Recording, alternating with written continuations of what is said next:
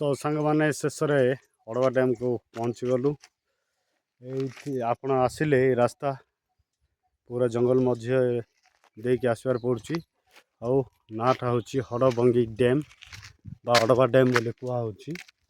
आपको आसला बेलू एमती गोटे रास्ता लिखाई देखते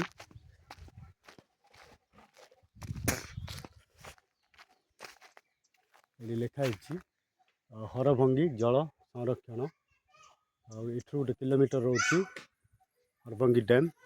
तो एमती गोटे पोस्टर आपन को आसो ये देखिए हरभंगी डैम बा अड़वा डैम बोली कहुच्छी। ये पिकनिक और दर्शनीय स्थान रही पिकनिक करवा आसला बेलू आप गोटे पहाड़ चारिआडे सीधा दूर रही पहाड़ मझिरे चारिआडे पानी रही आपन को देखेबी।